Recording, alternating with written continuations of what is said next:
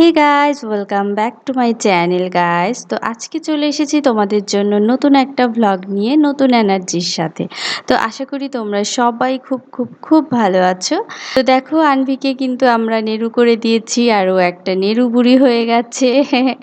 আমার cutie pie বেবিটা আমার হেয়ার ব্যান্ড, আমার চুল থেকে হেয়ার ব্যান্ড খুলে নিচ্ছে শুধু ওর মাথায় পড়বে বলে, যেটা দেখে আমার ভীষণ খারাপ লাগছিল।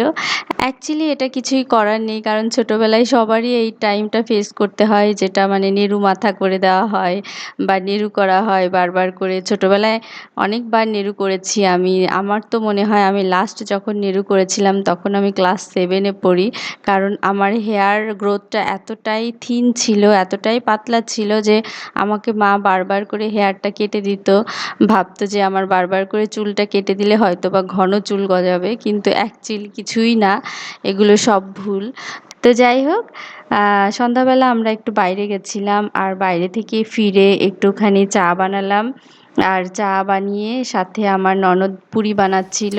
ও আবার ডালপুরিটা ভীষণ ভালো বানাতে পারে। তো বেশ অনেক দিন ধরেই আমরা বলছিলাম একটু ডালপুরি বানিয়ে খাওয়াও। তো তারপরে ও ডালপুরি বানাচ্ছিল। তো ডালপুরিটা দেখো, দেখতেও ভীষণ সুন্দর হয়েছে আর খেতেও কিন্তু দারুণ টেস্টি হয়েছে।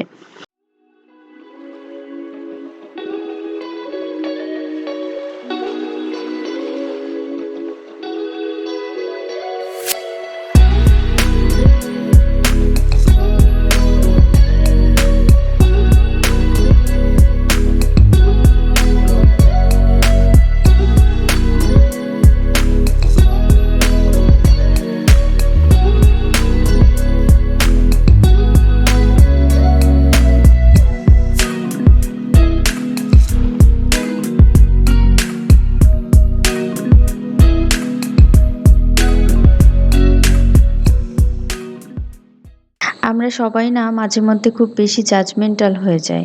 মানে একজনকে জাজ করার আগে না সবসময় নিজের দিকটা দেখতে হয়, নিজের দিকটা ভাবতে হয় যে আমি কি বা আমার ব্যাকগ্রাউন্ড কি।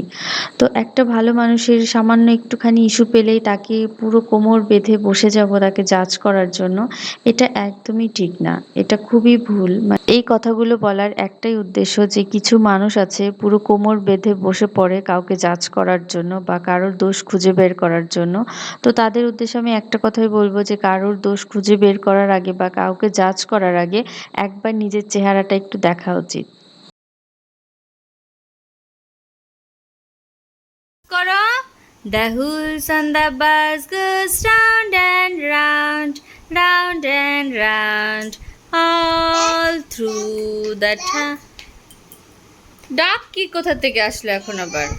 করো, ডান্স করো, এদিকে এসো। The wheels on the bus goes round and round, round and round, all through the town. The doors on the bus goes open and shut, open and shut, all through the town. The wipers on the bus goes swish, swish, swish, swish, swish. দাঁড়াও, এদিকে এসো। হ্যাঁ, দাঁড়াও। Swish, swish, swish, swish, swish, swish, all through the town. The mommy on the bus goes shh, shh, shh, shh, shh, all through the town.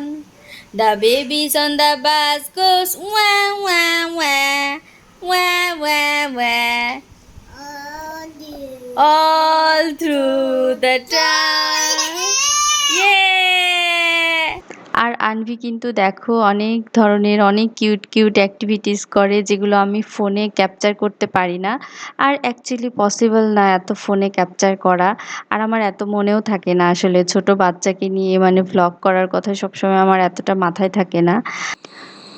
তো আজকে রাতের খাবারের জন্য আমি কিছু স্পেশাল বানাবো। তো তার জন্য আমি বানাচ্ছি চিকেন রোস্ট। আর বিকেলবেলা চিকেনটাকে ম্যারিনেট করে রেখেছিলাম। তো ম্যারিনেট করা চিকেনটাকে আমি এখন রান্না করছি। তো ফার্স্টে আমি পেঁয়াজটাকে ভেজে নিচ্ছি, ভেজে একটুখানি পেঁয়াজ তুলে রাখবো। আর কিছুটা পেঁয়াজের মধ্যে হচ্ছে আমি একটু এলাচ ফোড়ন দেব আর দারচিনি ফোড়ন দেব আর তেজপাতা ফোড়ন দেব। তো ফোড়ন দিয়ে তার মধ্যে আমি ম্যারিনেট করা চিকেনটাকে ঢেলে দিচ্ছি, ঢেলে দিয়ে কষিয়ে নিচ্ছি। আর ম্যারিনেশনের জন্য হচ্ছে আমি চিকেনের মধ্যে দিয়েছি আদা বাটা, রসুন বাটা, পেঁয়াজ বাটা, আর সেই সাথে দিয়েছি জিরের গুঁড়ো, ধনের গুঁড়ো, আর বাদাম বাটা দিয়েছি, টক দই দিয়েছি, একটু লেবুর রস দিয়েছি, গোলমরিচের গুঁড়ো দিয়েছি, আর সাথে দিয়েছি সাদা তেল। তো এগুলো দিয়ে আমি ভালো করে ম্যারিনেট করে রেখে দিয়েছি।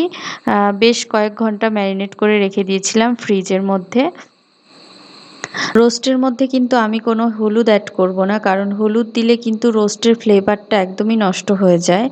আর তার জন্য আমি এখানে শুধুমাত্র লঙ্কার গুঁড়োটাই অ্যাড করছি। তো কাশ্মীরি লঙ্কার গুঁড়োও চাইলে অ্যাড করতে পারো, এমনি রেড চিলি পাউডারও অ্যাড করা যাবে। চিকেনটা একদম কষানো হয়ে গেছে, এখন আমি এখানে দুধ দিয়ে দেব আর টমেটো সস দিয়ে দেব। আর দেখো দারুণ ফ্লেভার বেরিয়েছে। আর হ্যাঁ, লাস্টের দিকে কিন্তু একটুখানি কেওড়া জল দিয়ে দিলে দারুণ ফ্লেভার বের হয়। তো আমি এত মেজারমেন্ট করে অ্যাকচুয়ালি বলছি না, কারণ যেহেতু আমি রেসিপি শেয়ার করছি না, আমি ব্লগে ক্যাজুয়ালি বলছি। তো তার জন্য এতটা মেজারমেন্ট করে আমি বলছি না, আর এতটা মেজারমেন্ট করে আমি রাখিনি বা দেইনি। তো আমি যেই পেঁয়াজ ভাজাটা তুলে রেখেছিলাম সেটা লাস্টের দিকে একটুখানি ছড়িয়ে দেব, কারণ পেঁয়াজ ভাজাটা দিলে ফ্লেভারটা দারুণ বের হবে। আর চিকেন রোস্ট কিন্তু পোলাওয়ের সাথে খেতেই বেশি ভালো লাগে, ভাতের সাথে খেতে কিন্তু একদমই ভালো লাগে না, কারণ চিকেন রোস্টটা একটু মিষ্টি মিষ্টি ঝাল ঝাল হয়, তো যার কারণে পোলাওয়ের সাথেই বেশি ভালো লাগে। তো তোমরা যদি কেউ প্রপার চিকেন রোস্টের রেসিপিটা চাও তাহলে অবশ্যই কমেন্ট করে জানিও, আমি শেয়ার করে দেব।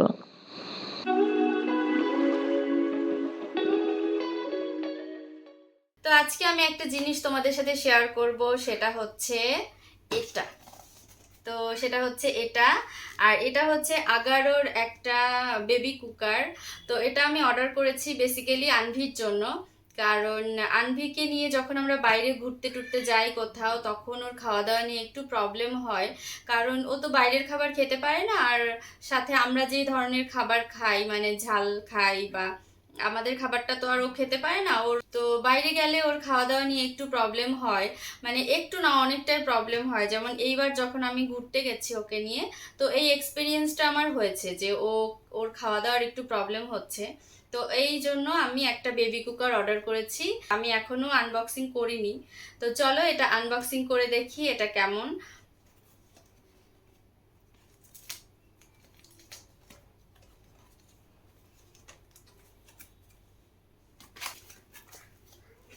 তো এটা হচ্ছে ইলেকট্রিক কুকার। তো অলমোস্ট সব ধরনের খাবার করা যাবে, সব ধরনের বলতে বেবি ফুড যেমন হয়, মানে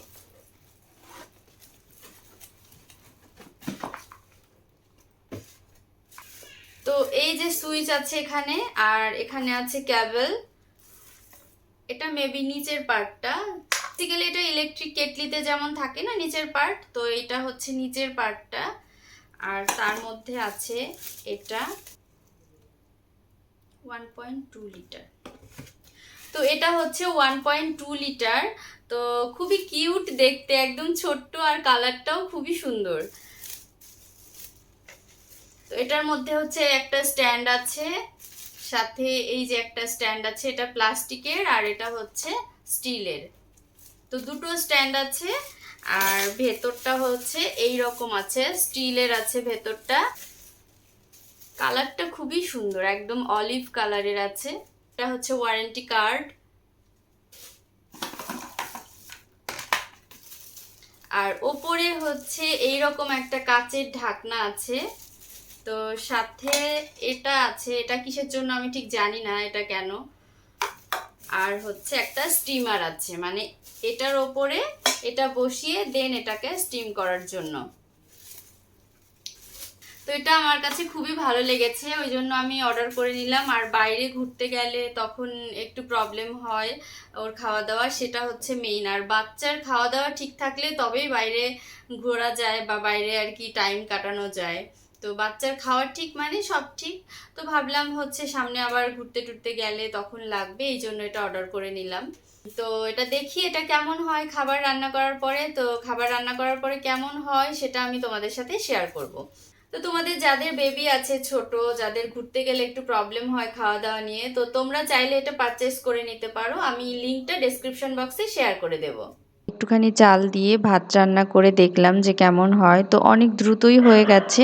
তবে একটা জিনিস, জলটা কিন্তু একটু বেশি করে দিতে হবে, কারণ বেবিদের রান্না তো একটুখানি ম্যাশ ম্যাশ টাইপের হয়, একটুখানি ওভার কুকড হয়, তো যার কারণে জলটা একটু বেশি দিলে ভাতটা তাহলে ওভার কুকড হবে।